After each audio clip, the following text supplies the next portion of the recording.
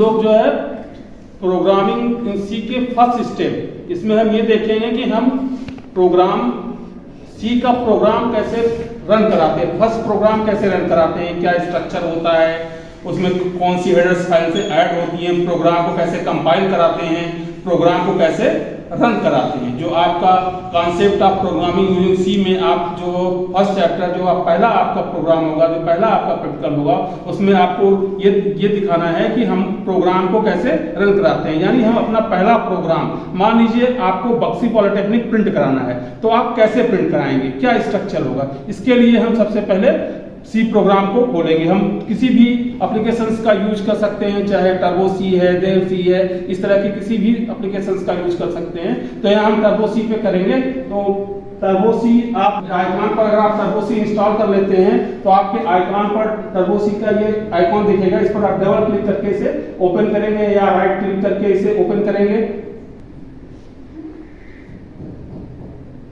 Open जब आपका ये ओपन होगा तो सबसे पहले एक ब्लू कलर की स्क्रीन आती है। इसमें यहाँ पर सबसे ऊपर यहाँ पे फाइल ऑप्शंस होता है, यहाँ पे फाइल ऑप्शंस होता है। फाइल ऑप्शंस में हम जाएंगे और हम न्यू करेंगे, न्यू पे क्लिक करेंगे। सी प्रोग्राम, सी का में पहला प्रोग्राम जब हम बनाते हैं तो उसमें सबसे पहले हम उसका ध्यान रखते हैं कि हमें उसका स्ट्रक्चर क्या होगा। तो इस हम सी प्रोग्राम के माध्यम से हम बक्सी पॉलिटेक्निक एक प्रिंट कराएंगे। हम ये देखेंगे कि हम बक्सी पॉलिटेक्निक कैसे प्रिंट होगा थ्रू सी प्रोग्रामिंग। इसके लिए सबसे पहले हम प्रोग्राम को हम जहां हमें प्रोग्राम लिखना है उस एप्लीकेशंस को ओपन करेंगे। जैसे डिफरेंट टाइप के एप्लीकेशंस आते हैं, आप किसी भी एप्लीकेशंस का यूज कर सकते हैं। अगर आप टर्बो सी यूज करते हैं, अगर आप टर्बो सी ओपन करेंगे तो सबसे पहले आपको ये ब्लू स्क्रीन दिखेगी। इस ब्लू स्क्रीन में हम सबसे ऊपर include stdio.h file, header file का इस्तेमाल करते हैं। ये स्टैंडर्ड ऑडियो फाइल है। और उसके बाद हम include con.io.h console input output header file को लिंक करते हैं। इसके जब हम इन दोनों फाइलों को, कि ये इन फाइलों के हेल्प से जो भी हम शो होगा, जो आप जो भी प्रिंट करेंगे, जो भी आप प्रोग्राम रन कराएंगे, जो आपकी स्क्रीन पर दिखे, इसके लिए ये console IO input output file जो है हेडर फाइल रिस्पॉन्सिबल होती है। तो ये फाइल अगर आप अपने प्रोग्राम में इन फाइल को ऐड नहीं करेंगे और आप सिर्फ यहां से प्रोग्राम को लिखेंगे तो आपका प्रोग्राम जो है रन नहीं करेगा और वो आपको दिखाई नहीं पड़ेगा। तो इसलिए इसके बाद हम मेन फंक्शन का इस्तेमाल करते हैं। Main function wired main parenthesis लगाते हैं, ब्रेसेस ओपन करते हैं, फिर ब्रेसेस को बंद करते हैं। तो ये हमारा जो है सी प्रोग्राम का स्ट्रक्चर है। यानी ये wired main, braces open, braces close. अब इसके अंदर हमें सपोज दैट अपना नाम प्रिंट कराना है या कोई भी किसी भी वैल्यू को प्रिंट कराना है, किसी भी चीज को प्रिंट कराना है, तो इसके लिए हम printf फंक्शन का इस्तेमाल करते हैं। हम यहाँ printf फंक्शन जो इनबिल्ट फंक्शन होता है, printf फंक्शन जिसका काम होता है कि आपकी वैल्यू को प्रिंट कराना। वो वैल्यू है, अगर किसी वेरिएबल की वैल्यू है तो वैल्यू को प्रिंट कराना है, या अगर कोई कैरेक्टर है तो कैरेक्टर को प्रिंट कराना है। इसके लिए हम इनबिल्ट फंक्शन सी में जो होते हैं, जो आपको बताए गए हैं, उसके माध्यम से हम इसको प्रिंट कराते हैं। तो अगर हम किसी कैरेक्टर को प्रिंट कराना चाहते हैं, जैसे बक्सी पॉलिटेक्निक प्रिंट कराना चाहते हैं, तो हम इसको डबल कोट्स के अंदर लिखते हैं। डबल कोट्स के, अगर हमें किसी भी वेरिएबल की वैल्यू प्रिंट करानी है तो हम उस वेरिएबल को विदाउट कोट्स लिखेंगे तो वो उससे वैल्यू प्रिंट होती है। चलिए हम ये देखते हैं। उसमें फर्स्ट लाइन हमने लिखा है CLR SCR फंक्शन। ये भी इनबिल्ट फंक्शन होता है।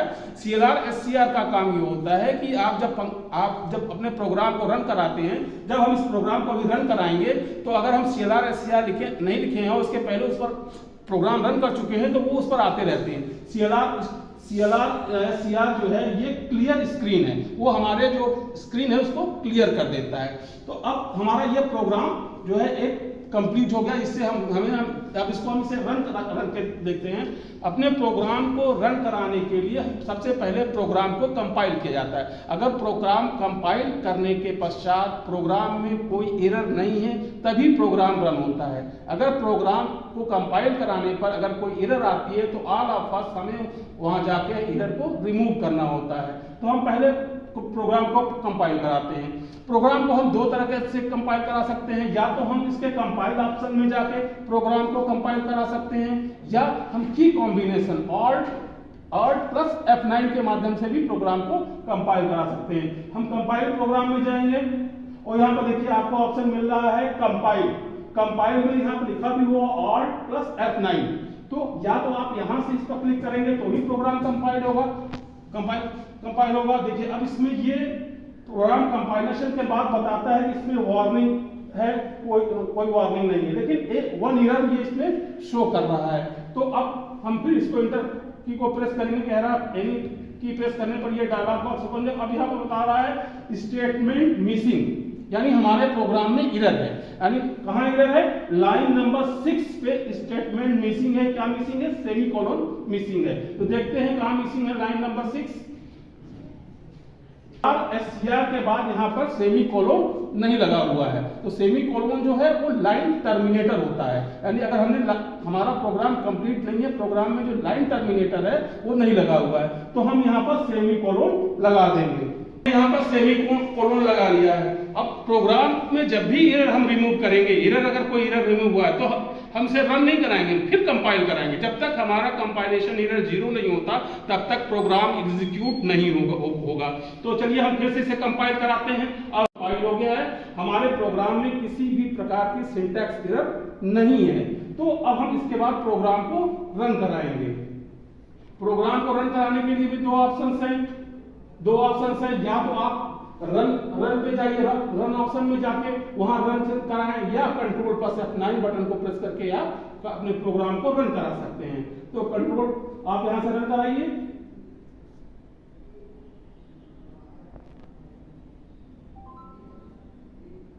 ये देखिए प्रोग्राम आपका, ये प्रोग्राम रन हुआ और रन होके यहां बक्सी पॉलिटेक्निक लिखा हुआ आ रहा है।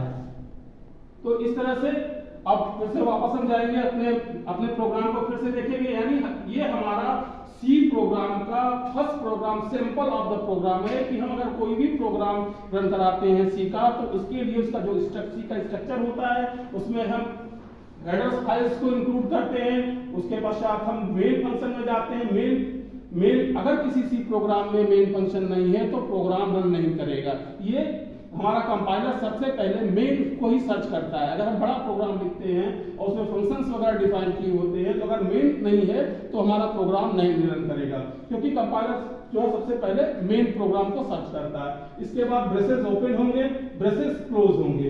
This is the block of coding. ये स्टेटमेंट ये कोडिंग ब्लॉक है। यहाँ पर हम कोडिंग करते हैं। कोडिंग में स्टेटमेंट लिखते हैं CLR या CR। ये हमने आपको पहले बताया कि ये स्क्रीन को क्लियर करने के लिए। हमने देखा कि अगर हम सेमीकोलन, लाइन टर्मिनेटर जो है वो सेमीकोलन होता है। अगर सेमीकोलन आप नहीं लगाते हैं तो एरर प्रोग्राम में देगा। अगर इसके बाद हमने प्रिंटर किसी भी वैल्यू को, किसी भी स्टेटमेंट को प्रिंट कराने के लिए हम प्रिंटफ फंक्शन का इस्तेमाल करते हैं। तो ये प्रिंटर फंक्शन में इसमें अगर हमें वो वैल्यू एज प्रिंट करानी है तो उसे हम डबल कोट्स में लिखते हैं। डबल कोट्स में लिखने के बाद फिर गेट ch का फंक्शन का इस्तेमाल करते हैं। गेट ch फंक्शन अगर आप नहीं लिखते हैं तो आपके स्क्रीन पे जो आपका रिजल्ट है वो होल्ड नहीं होगा। तो हम चलिए एक बार गेट ch फंक्शन को हटा के देख लेते हैं कि अगर हम गेट ch फंक्शन नहीं लगाते हैं तो इस फंक्शन का इस्तेमाल नहीं करते हैं तो हमें क्या दिक्कत होती है। चलिए गेट ch फंक्शन को हटा दिया। प्रोग्राम को हम फिर से कंपाइल करेंगे। देखिए प्रोग्राम में कोई एरर नहीं आ रहा। ऐसा नहीं है कि आप गेट ch फंक्शन नहीं लगाएंगे तो प्रोग्राम में कोई एरर है। कोई प्रोग्राम में एरर नहीं आ रहा। हमारा प्रोग्राम कंप्लीट है। अब हम प्रोग्राम को रन कराएंगे। देखिए आपने प्रोग्राम को रन कराया, लेकिन आपका जो आउटपुट है वो आपको दिखाई नहीं पड़ा। अब हम यहाँ पर फिर गेट ch फंक्शन का इस्तेमाल करेंगे। इससे वो स्क्रीन को होल्ड कर सकता है ताकि आप जो है अपने आउटपुट को देख सकें। तो स्क्रीन को होल्ड रखने के लिए हम गेट ch फंक्शन का इस्तेमाल करते हैं। फिर से हम यहाँ गेट ch फंक्शन इस्तेमाल करेंगे। अब हमने ये गेट ch फंक्शन लिख दिया है। अब फिर से हम प्रोग्राम को कंपाइल कराएंगे। Alt प्लस F9 की कॉम्बिनेशंस को यूज करके हम फंक्शन को कंपाइल करेंगे। देखिए हमारा एरर 0 है। अब फिर हम प्रोग्राम को रन कराएंगे।